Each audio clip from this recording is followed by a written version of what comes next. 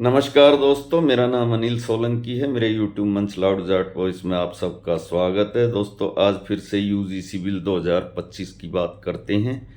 UGC bill के अंदर 4 point हैं जो मैं आपको बताऊंगा। नंबर 1 कि भारतीय जनता पार्टी ने यूजीसी बिल लाकर अपना जो कोर वोट बैंक था उसका ब्राह्मण, बनिया और राजपूत, इस कोर वोट बैंक को नाराज करने का रिस्क क्यों उठाया।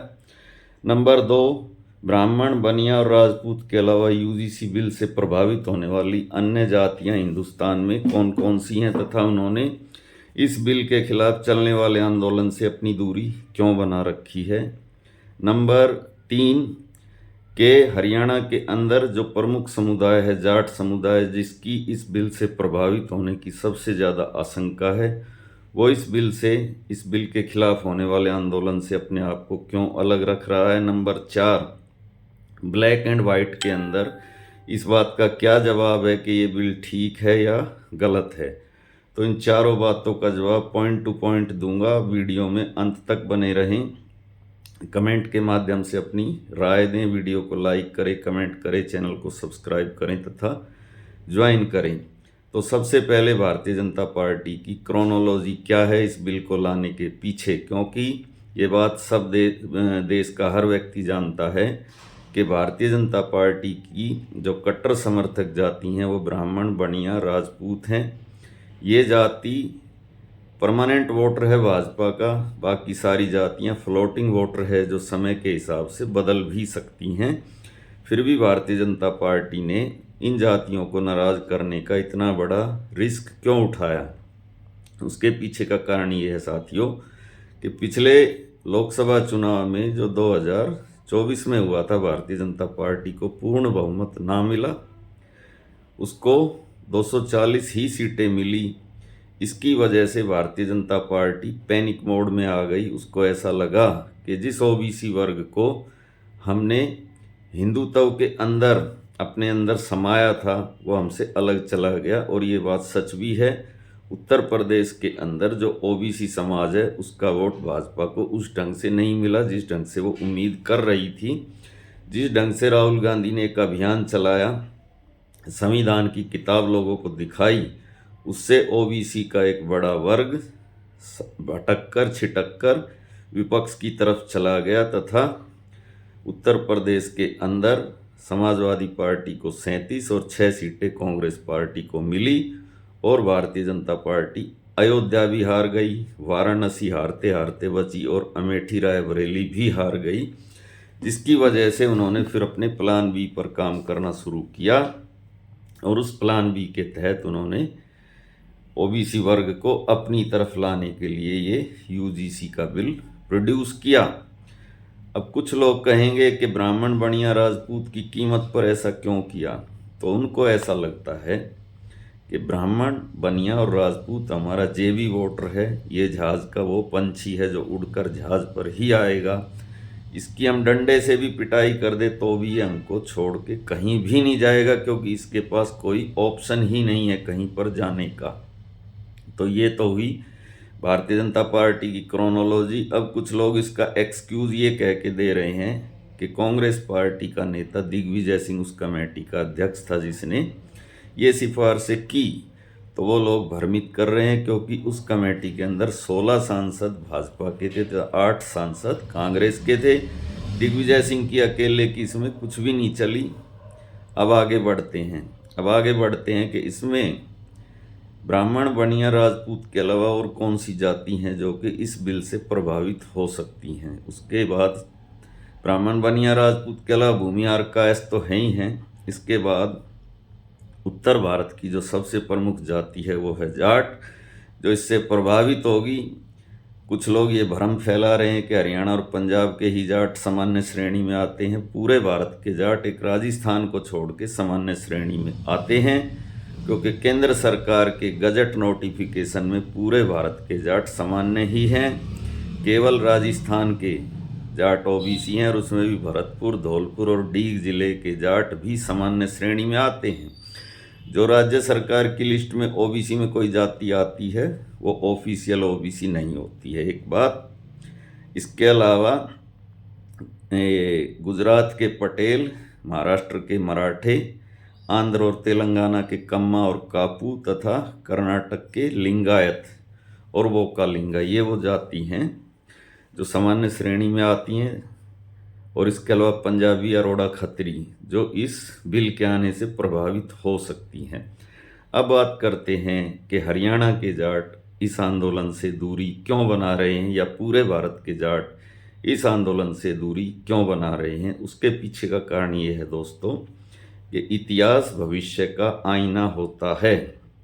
जाटों ने अब तक जितने भी आंदोलन किए उसमें से एक भी आंदोलन जाटों का नहीं था, वो सर्व समाज के आंदोलन थे, लेकिन उनकी बुराई का ठीकरा जाटों के सर पर फोड़ा गया। अभी मैं आपको बताता हूँ। एक हरियाणा के अंदर दो नेता हैं, एक का नाम है राम कुमार गौतम और एक का नाम है रामचंद्र जांगड़ा। एक अगड़ों के नेता हैं, एक पिछड़ों के नेता हैं। और अभी आपने देखा कि जो शंकराचार्य वाला एपिसोड हुआ यूपी के अंदर, उसमें दो एक ए ग्रेड की नौकरी के अफसरों ने अपने अपने जाति के पक्ष में इस्तीफा दिया, अलंकार अग्निहोत्री तथा प्रशांत कुमार सिंह। लेकिन ये जो दो नेता हैं ये रोजाना भड़काऊ बयान देते थे, लेकिन आज जब इतना बड़ा मुद्दा है यूजीसी का, ना गौतम कुछ बोल रहा है और ना ही जांगड़ा कुछ बोल रहा है। अभी कुछ दिन पहले गौतम ने एक बयान दिया था जाटों को लेके। उसने ये कहा था कि राज इनके हाथ तक गया और इनको इस बात का यकीन ही नहीं हो रहा है कि राज हमारे हाथ तक गया। खाम खा जड़ें से सुसरे, इनतया बात हजम नहीं हो रही कि सैनी इस राज्य का मुख्यमंत्री बना क्यों कर। ये उसका बयान था। तो साथियों, कहते हैं ना कि इतना शेर कड्र नहीं होता जितना टपके कड्र होता है। अगर जाटों ने कोई आंदोलन किया तो उनके सर पे, उनके घर के आगे ये बुराई का भांडा फोड़ा जाएगा कि इनका मकसद यूजीसी का विरोध करना है, इनका मकसद एक ओबीसी मुख्यमंत्री का विरोध करना है। मैं आपको थोड़ा सा इतिहास के अंदर लेके जाता हूँ। 3 आंदोलन हुए, एक आरक्षण का आंदोलन, एक किसान आंदोलन और एक पहलवान आंदोलन। जो आरक्षण का आंदोलन था उसके अंदर अकेले जाटों को आरक्षण नहीं मिला था, उसके अंदर रोड थे, उसके अंदर त्यागी थे, उसके अंदर बिश्नोई थे, जट सिख थे और मूले जाट थे। तो 6 जातियों को आरक्षण मिला था, लेकिन उसके अंदर खाली बदनाम किया गया जाटों को कि जाटों ने आरक्षण का आंदोलन करके हरियाणा के अंदर हिंसा करी। जबकि आरक्षण का आंदोलन मराठा भी करते हैं महाराष्ट्र के अंदर, पटेल भी करते हैं गुजरात के अंदर, आंध्र में कापू भी करते हैं तथा कर्नाटक में लिंगायत भी करते हैं। लेकिन जैसा विरोध बाकी 35 जातियों का हरियाणा में देखा गया और किसी राज्य में ऐसा विरोध नहीं देखा जाता। इस आंदोलन को जाट आरक्षण आंदोलन का नाम दिया गया, जबकि मैंने बताया कि ये 6 जातियों को 10% आरक्षण, स्पेशल आरक्षण सरकार ने दिया था, जैसा कि अभी ईडब्ल्यूएस कोटे से सामान्य जातियों को दिया गया। तो ईडब्ल्यूएस का आरक्षण कोर्ट से भी मान्य हो गया, लेकिन वो 10% आरक्षण कोर्ट ने भी खारिज किया तथा अपना फैसला देते हुए कोर्ट ने भी इसको जाट आरक्षण आंदोलन बताया, जबकि ये 6 जातियों के आरक्षण से मतलब संबंधित मामला था। दूसरा मामला था किसान आंदोलन का। इस देश के अंदर साथियों किसान सभी जाति हैं जिनके पास ज़मीन है और सभी के हित के लिए ये आंदोलन किया गया था, क्योंकि अगर ये बिल लागू हो जाते तो जो कृषि है वो उद्योगपतियों के हाथ में, उनके काबू में चला जाता। जो कृषि का सब्जेक्ट है उस पर कुछ एक धनाढ़ सेठों का कब्जा हो जाता उस इंडस्ट्री पर।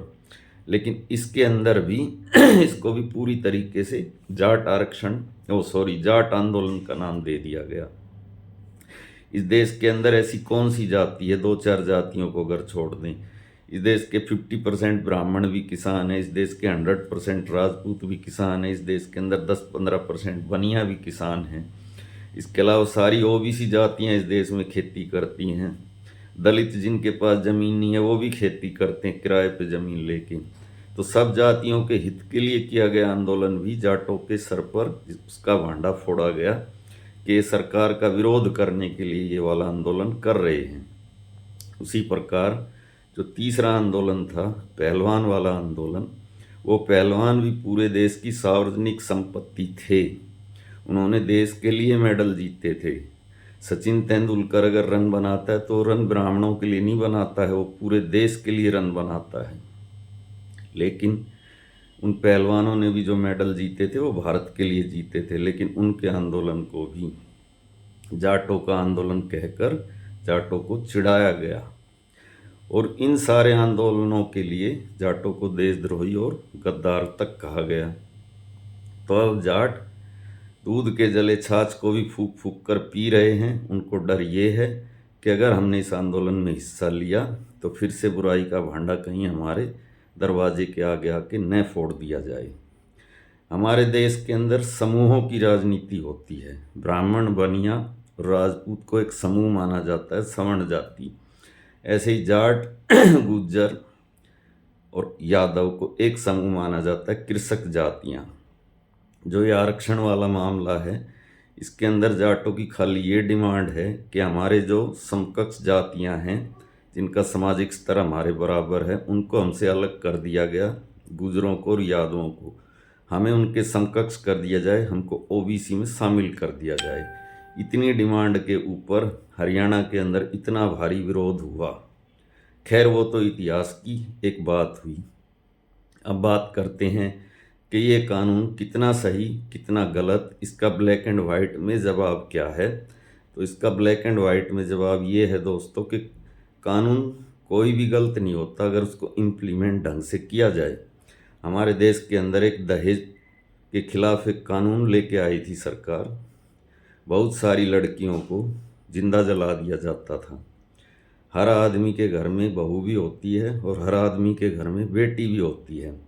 तो वो कानून सबके लिए अच्छा था, लेकिन बाद में सबके लिए बुरा हो गया। जब उस कानून का दुरुपयोग होने लगा तो पति पत्नी के झगड़े में देवर, जेठ, ससुरा, सासू, ननंद सबको फंसाया गया। बाद में उस कानून को सुप्रीम कोर्ट ने थोड़ा सा ढीला किया, उसके अंदर इंक्वायरी होने लगी। ऐसे ही SC/ST एक्ट बहुत ही अच्छा एक्ट था, क्योंकि ये बात तो सब जानते हैं कि SC और ST पर हमारे देश में अत्याचार तो होते हैं, लेकिन बाद में इस कानून को भी बदला लेने का एक जरिया बनाया गया। जब इसमें सुप्रीम कोर्ट ने अमेंडमेंट किया तो सरकार ने वो अमेंडमेंट होने नहीं दिया। अब जो बात है इस कानून की, तो ये बात भी सच है कि यूनिवर्सिटियों के अंदर भेदभाव तो होता है, लेकिन जो डर है, जो जनरल कास्ट का डर है कि कहीं इसको रंजिश निकालने का जरिया न बना लिया जाए, तो उनका डर भी अपनी जगह पर जायज़ है। अब बात यह है कि इसका समाधान क्या है। अगर भारतीय जनता पार्टी की सरकार से समाधान की उम्मीद कोई आदमी कर रहा है तो वो सपनों की दुनिया में जी रहा है। भारतीय जनता पार्टी इसका कोई भी समाधान नहीं करेगी। उसे समाधान करना होता तो वो ये बिल लेकर ही नहीं आती। इसके लिए तो जो इसमें जो कमेटी बनेगी, उस कमेटी के मेंबर पे डिपेंड करेगा कि वो रिपोर्ट बायस देते हैं या रिपोर्ट ठीक देते हैं, तथा उस कमेटी के अंदर कितने जनरल कास्ट के, कितने OBC के, कितने SC/ST के मेंबर रहते हैं। इसके अलावा और कोई रास्ता इसमें से बच के निकलने का नहीं है। इसी के साथ मैं आपका भाई अनिल सोलंकी आज का वीडियो यहीं पे ख़त्म करता हूं। दोस्तों, वीडियो कैसा लगा कमेंट करके बताएं। अच्छा लगा तो अपने ग्रुप में शेयर करें, लाइक करें, कमेंट करें। मिलते अगले वीडियो में। आप सबका दिन शुभ हो। धन्यवाद भाइयों।